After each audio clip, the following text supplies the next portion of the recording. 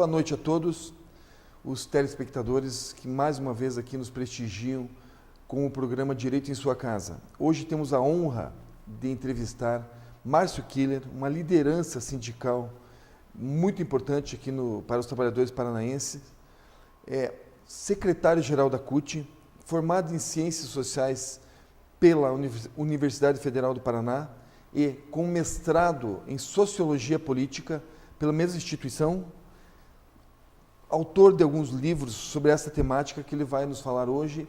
E vamos aproveitar aqui a experiência de Márcio Killer para começar com um assunto que está muito em voga para todos, que é a questão política hoje que está efervescente no nosso país. Márcio, boa noite. Boa noite, Marcelo. Boa noite a todos os telespectadores da TV Araucária, do programa Direito em Sua Casa. Para nós é uma satisfação também poder participar do programa e contribuir com esse debate que tem sido muito efervescente no país, né? Tem ganho todos os nichos de discussão e para nós é importante fazer essa reflexão. Então, desde já agradeço pelo convite. Perfeito. Márcio, vamos direto ao assunto. Como que você, como representante da CUT, ativo, representante que está em todos os movimentos populares, qual é a posição da CUT hoje em relação ao cenário político brasileiro, em relação ao pedido de impedimento da presidente Dilma? Bom, para começar, para falar sobre a posição da CUT, eu acho que é importante a gente fazer um embasamento do ponto de vista das nossas posições. Primeiro, dizer que a Central Única dos Trabalhadores é uma central independente e autônoma. Ela sempre se alvorou dessa autonomia e independência, para poder criticar a hora que tem que criticar e defender a hora que tem que defender. E nós acreditamos que nesse momento institucional que nós vivemos, o que está sendo arquitetado no país é um golpe institucional. Um golpe com outra faceta, diferente do golpe de 1964, com o exército na rua, com famílias perdendo seus entes, pais perdendo os filhos sumindo de casa, enfim. Um processo muito mais violento do ponto de vista físico, mas com outra faceta, que é a faceta da criação, através dos grandes veículos de comunicação, da intolerância e do ódio no processo de discussão. Então, hoje nós temos a dificuldade de estabelecer bons debates na sociedade, coisas que nós estamos com a democracia tentando a cada vez mais consolidar, que é fazer o debate do ponto de vista. Você não precisa me convencer de uma coisa, desde que você tenha o bom senso de discutir, de ouvir, de ampliar a posição.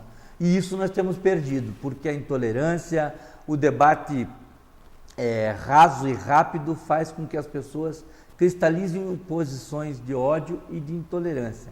Então, para nós, a Central Única dos Trabalhadores, isso tem um endereço certo lá na frente, que é se revestir na retirada de direitos, que é se revestir na transformação para atender aqueles que estão capitaneando uma minoria, uma elite empresarial. E não falo aqui do pequeno empresário, do médio empresário, falo dos grandes empresários nacionais, falo dos banqueiros, falo dos empresários, dos latifundiários, daqueles grandes donos de terra que querem, que não aceitam dividir o espaço com o ascenso que tivemos na população nesses últimos tempos. É claro que eu não estou aqui para fazer defesa de governo, eu estou aqui para dizer que esse golpe tem se transvestido num golpe contra os trabalhadores, porque no meio da discussão desse processo de impedimento da presidenta Dilma, vem no bojo uma pauta bomba no Congresso que ataca os direitos dos trabalhadores. A PLS 555, que muda o estatuto das estatais, permite que elas se transformem em sociedades anônimas, o que é um absurdo, porque um serviço público tem que ser tratado como serviço e não como negócio, e não como sociedade anônima, porque senão perde a lógica do serviço e passa a ganhar a lógica do negócio, do capital, do ter lucro, e isso com certeza ter lucro vem em detrimento de organização, vem em detrimento de bom serviço, de serviço com qualidade, serviço prestado. Então, a pauta que tem sido colocada é uma pauta que fere a organização dos trabalhadores, porque pede que haja menos Estado. E nós temos visto que o Estado tem que estar presente, o Estado tem que gerenciar a relação capital e trabalho, tem que ser um elo que faça a discussão do ponto de vista de fazer a sociedade caminhar para um amplo processo de consolidação democrática, de participação. E o que nós temos visto é totalmente ao contrário. Então, a Central Única dos Trabalhadores, nesse cenário, considera que o que tem sido feito com relação à discussão de impedimento está totalmente enviesada. É uma discussão que é colocada a fórceps por grandes grupos de comunicação que querem, porque querem, o impedimento da presidenta Dilma, porque não pelo simples fato de ser a Dilma, mas porque hoje nós retomamos com muita força um processo de luta de classes no Brasil, né, e que está transcrito nessa posição. Tirar a presidenta Dilma, inviabilizar a volta do presidente Lula, né, do ex-presidente Lula, é uma forma de dizer o seguinte: nós precisamos tirar esse povo do cenário do jogo, das regras do jogo, para que continuem as coisas como sempre estiveram. Ou seja, vamos mudar tudo para deixar tudo como está. Parece que a lógica é essa, porque o que acena-se com aquele projeto que foi apresentado pelo Michel Temer, Uma Ponte para o Futuro, se nós esmiuçarmos, e quem teve a oportunidade de ler o projeto Uma Ponte para o Futuro, vê que aquilo ali é um real reatamento com o grande empresariado nacional, que abre mão de direitos, que negocia questões importantes para a classe trabalhadora e para a sociedade como um todo. Então a gente vê que nesse processo todo o que está em curso é um golpe institucional, é um golpe que as pessoas não vão nunca entender como golpe, mas vão ser atingidas pelas consequências do que está sendo feito. Perfeito. E eu queria que você destacasse para a gente, com a tua experiência, Márcio, até porque 55 milhões de eleitores elegeram a Dilma, não foi? Ela foi eleita pelo voto democrático. Se você e a CUT, que está aqui por você representada, entende que é um retrocesso para a democracia, a forma como está sendo conduzido esse processo de impedimento, inclusive com votação diária, com votação no domingo, que é atípico no nosso parlamento. E, assim, até para o trabalhador, que é o grande eleitor da Dilma também, saber o que exatamente representa. Fala-se em impeachment, pedalada fiscal, que se veja que foram tirados, foi tirado dinheiro dessa fonte para aquela fonte, mas, assim, tudo para políticas públicas, o dinheiro está lá, as pedaladas fiscais. O que isso tem a dizer, através da CUT, para os trabalhadores, o que representa esse processo de impedimento e a motivação dele em relação à democracia? Olha, eu acho que nós temos que fazer uma análise desse processo da seguinte forma. O ataque à democracia, né, e aí o que a gente entende por democracia? Democracia é o seu direito, o direito de você, telespectador do programa Direito de Sua Casa, de qualquer cidadão, poder fazer, falar e expor o que pensa. Isso é o processo democrático. Quando você começa a ter processo que parte das próprias instituições de tentar romper com esse laço democrático, você vê que há tentativa de golpe institucional. Por quê? Porque você tem ali o instrumento do impeachment, ele consta na Constituição, né? Qualquer estudante de direito, a gente sabe que vai identificar que está na Constituição o processo de impeachment. Agora, não podemos deixar que esse instrumento seja banalizado, porque banalizá-lo é dar instrumento para esse golpe institucional que nós falamos. Então, você tem nessa faceta de banalização do instrumento de impeachment argumentos que não cabem para essa defesa. Primeiro porque está considerado, e por vários juristas já falaram isso, não existe crime de responsabilidade da presidência, porque ela agiu em acordo com o Congresso. Quando autorizou os créditos para a FIFA, que é um dos três temas que está dentro da discussão do impeachment, e pelo fato de ter nomeado o presidente Lula ministro-chefe da Casa Civil, sendo que poderia fazer isso com com a maior tranquilidade possível, porque não tem, o Lula, ele não é sequer investigado nas operações que estão acontecendo. Então, os argumentos são pífios e como você tem uma construção e uma espetacularização, e parto para justificar esse argumento no que você disse, Marcelo, que está sendo chamado uma votação para o domingo. Né?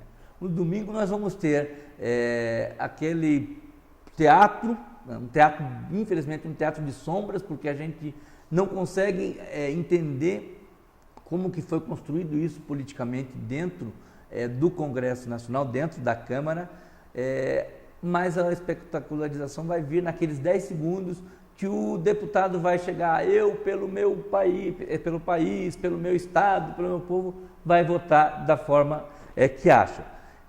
Nós entendemos que esse processo, ele canalizou nos últimos tempos de uma forma muito autoritária do ponto de vista da falta de democracia nos meios de comunicação. E aí falo abertamente, essas grandes empresas de comunicação, elas têm feito têm faltado com o seu serviço. Comunicação é um serviço, Marcelo, você é melhor do que eu como advogado sabe que comunicação é um serviço a ser prestado para os cidadãos. E esses veículos de comunicação não fazem o serviço, eles te põem na cabeça uma informação. Quando eles falam, olha, isso só vai dar certo se o povo for para a rua, né, eles estão implicitamente convocando você para ir para a rua. E aí, esse instrumento, ele é um instrumento que entra diariamente na sala de jantar de todo mundo, na prática de todos. Em todos os lares do Brasil, você tem uma televisão. Então, quando você começa no domingo de manhã, como foram algumas passeatas convocadas implicitamente por esses meios de comunicação, quando eles começam, olha, o dia está começando, já tem gente chegando aqui, não sei o que e tal, eles estão fazendo uma convocação. Então, quando você leva, e é claro, levou muita gente para a rua, mas por causa desse instrumento. E por outro lado, você tem o contraponto de que no último processo de impeachment que nós vivemos no Brasil, que foi o impeachment do presidente Collor, sobre outras condições, né, sobre outra plumagem, nós tínhamos ali um presidente totalmente isolado. Né, e não é o que nós observamos. A resistência popular das centrais sindicais, do movimento social, canalizados na Frente Brasil Popular, conseguiram dar uma resposta à altura. Né? Você colocou 200 mil na Paulista, colocou no último dia 31 de março 200 mil pessoas em Brasília. Então, assim, há um contraponto e a que pese o favorecimento dos grandes veículos de comunicação, que, como eu disse, entram cotidianamente na tua casa para dizer para você que se você não for para a rua, isso não vai dar certo, isso não vai vingar, e eles querem que você vá para a rua defender a posição que esses instrumentos de comunicação, que esse veículo de comunicação defende, que é construir e dar uma sustentação popular para um golpe institucional. E que tem por trás disso todo um rearranjo político e econômico, né? Porque a gente sabe que o sistema político ele faz parte de um jogo sistêmico, onde quem não jogar dentro da regra não joga. Muito obrigado, a excelente resposta, longa, mas muito elucidativa. Em um minutinho, Márcio, o que você gostaria de deixar de mensagem? Haja visto que o nosso programa ele atinge 25 mil casas por hora, as centenas de sindicatos que são filiados à CUT, qual é a mensagem para esse domingo em relação ao futuro do país? A mensagem é a seguinte, a necessidade de a gente dialogar com os nossos representantes. O Congresso Nacional é a soma de todas as vontades, é a soma do meu voto, com o seu voto, com o voto do cameraman que nos filma ali, é a soma de todas as vontades. O Congresso Nacional representa tudo isso e ele precisa refletir o que nós tivemos. Não dá para a gente ter pessoas que não ganharam no processo eleitoral, a eleição, tentaram recorrer, pediram contagem de voto, pediram vistoria nas urnas, e em nenhum momento, já estamos aí no quinto, sexto turno da eleição de 2014, que não fechou ainda.